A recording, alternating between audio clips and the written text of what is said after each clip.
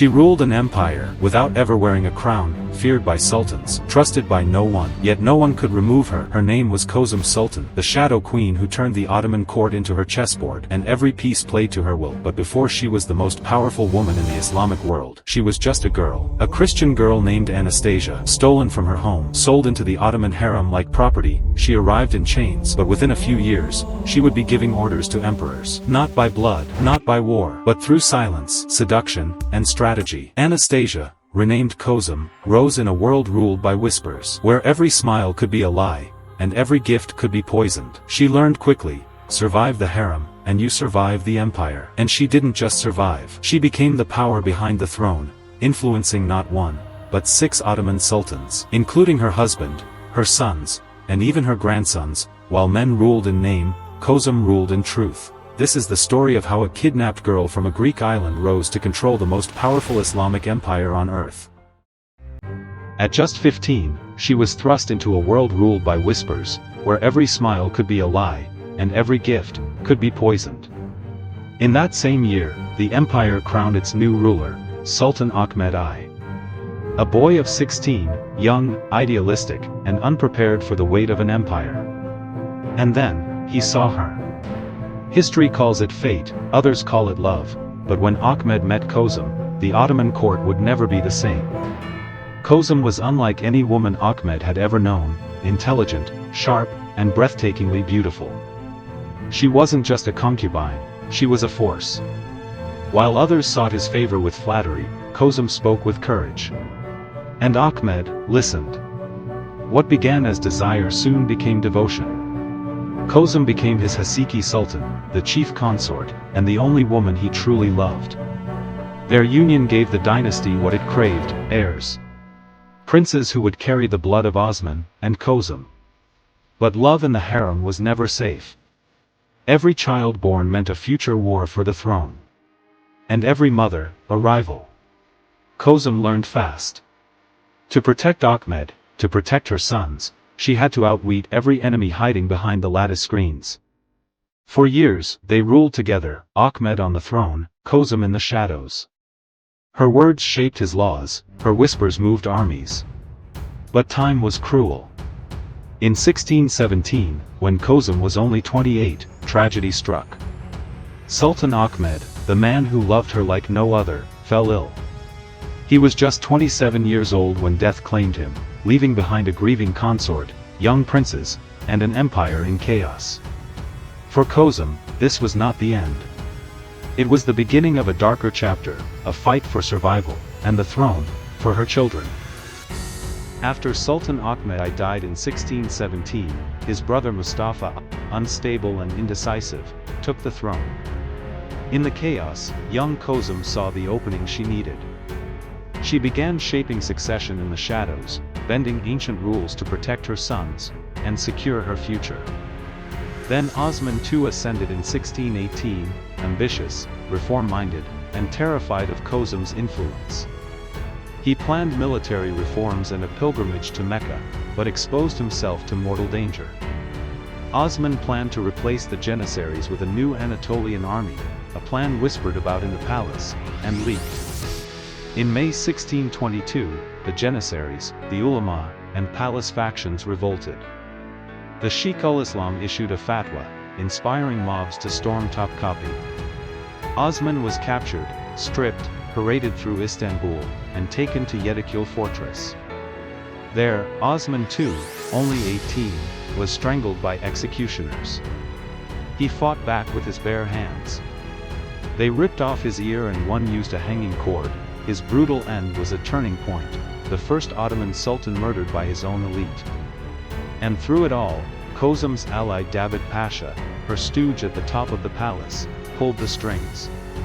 With Osman gone, she helped restore Mustafa to the throne, weak, pliable, and entirely a figurehead. And then, in 1623, she placed her 11-year-old son Murad IV on the throne. She became Valide Sultan and official regent, the actual ruler of the empire. She wielded power behind closed doors, appointing viziers, managing foreign diplomacy, and running the imperial council. Janissary officers and Venetian diplomats alike noted, it was Kosum who governed. Her courier network stretched from the harem to the palace, her alliances spanned races and faiths. She ruled with whispers, not weapons. But regency brings its risks. Murad grew older. He resented being a puppet. He wanted power. In the coming chapters, that tension will erupt, and force Kosum to choose between control and survival. Murad seized full power in 1632. He expelled advisors loyal to his mother, banned her agents from divan meetings, and demanded she sever her palace connections, or face exile. Even as he claimed authority, diplomats whispered that it was still Kosum who ruled. Her network, from Jewish Kiras to Syrian informants, held the real balance of power. Then came Murad's notorious crackdown. He reinstated fratricide, executing his brothers Bayezid and Suleiman, and purged unruly factions he suspected of disloyalty. In 1638, Murad led a massive campaign, the recapture of Baghdad from the Safavids. Over 108,000 troops marched under his banner. It was an empire-defining moment. Kosum stood triumphant beside the victors, her carriage draped in gold cloth, followed by the clergy and dignitaries, heralding reunification and strength. But the triumph forced a reckoning. Murad's harsh rule grew more ruthless, harsh bans on coffee, tobacco, alcohol, public executions for trivial offenses. And though she was shadowed from the throne, Kosum was never fully erased. The mother who'd guided a boy into power was now alone in watching him turn into a tyrant. Her influence waned, but the empire survived. And in that survival, lies her cunning legacy. When Murad IV dies young at 27, the chaos unleashed by his death sets the stage for the ascent of Ibrahim, the Mad Sultan. And Kosum must choose, resurge, or retreat. When Murad IV died in 1640, Kosum's only surviving son, Ibrahim, raised in isolation and fear, ascended the throne. Known by history as Ibrahim the Mad, he had spent his youth confined in the caves, a gilded cage beneath palace walls that shattered his mind.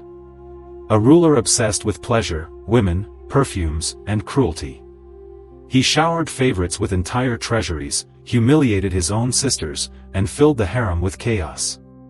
As his mother watched, he dismantled everything she had built. Favoritism, waste, and volatile paranoia consumed the court. Kosum initially ruled in his stead, respected, experienced, and patient. She chose her vizier carefully, Kamanx Kara Mustafa Pasha, and deflected the worst of Ibrahim's excesses. But soon she lost influence. Corrupt factions, like Ibrahim's favorite Sekreper Hatton and charlatan Sinsi Hoka, filled the palace, poisoning his mind and sidelining her voice. In 1647, fearing he would destroy the state, Kosum conspired with the Grand Vizier and religious leaders to depose him. They plotted to replace him with another son. The attempt failed, and she was temporarily exiled from the harem. The next year, fury erupted. The Janissaries and ulama revolted. Ibrahim's Grand Vizier and advisors were murdered, and the palace trembled. Kosum proclaimed, "Remove him at once, the empire will die if he remains." On August 18, 1648, Ibrahim was seized, jailed in Topkapi, and executed. Kosum watched from a nearby window as the empire's second regicide unfolded before her eyes. Her consent had sealed his fate. With Ibrahim gone, the throne passed to 6-year-old Mehmed IV. Tradition named his mother Turhan Sultan as Valide, but Kosum refused to step down. She reclaimed power as Bayek Valide Sultan, Grand Queen Mother, the master strategist of her age. But her dominance stirred a new rival, Turhan Sultan. A brutal power struggle was about to tear the palace apart. Kosum's final gambit was at hand, and failure would cost her everything. She ruled empires, survived assassins, orchestrated kings and buried sons. But the final dagger came from within her own palace. After Ibrahim's execution, Kosum declared her grandson Mehmed IV as Sultan. He was just 6 years old. His mother, Turhan Hadisi, was named Valide Sultan. But Kosum refused to relinquish power. She appointed herself Bayek Valide Sultan, Grand Queen Mother of the empire. For a while, it worked. Kosum controlled the empire as she had with Murad and Ibrahim. But Turhan, young, ambitious, and politically savvy, began building her own faction inside the palace. The Janissaries, ulama, and court elites now had two queens, and no clear line of loyalty. Kosum saw it coming. Turhan was learning fast. She refused to be a figurehead. The palace turned into a battlefield of spies, whispers, and nightly sabotage. And Kosum made her final move. She allegedly conspired to remove Mehmed IV from the throne and replace him with another grandson, one whose mother was easier to control. Some say she even plotted to poison Turhan. But the rumor reached Turhan's ears, through the harem corridors, down the silk-carpeted halls, into the inner sanctum. A queen who had survived every storm was now trapped in one of her own. On the night of September 2, 1651, Kosum Sultan was assassinated in her own chambers by palace guards, ordered secretly by Turhan. The woman who once ruled the world was strangled with her own curtain cords, alone, betrayed, and silenced forever. The empire mourned. Some whispered she had gone too far. Others said she deserved the crown, not the robe. But one thing was certain, no woman would ever hold such power again. Kosum Sultan's death ended an era, and began a darker, more fragile chapter of Ottoman history. She had outlived lovers, sons, sultans, and empires. But in the end, it wasn't power that destroyed her, it was the very game she mastered.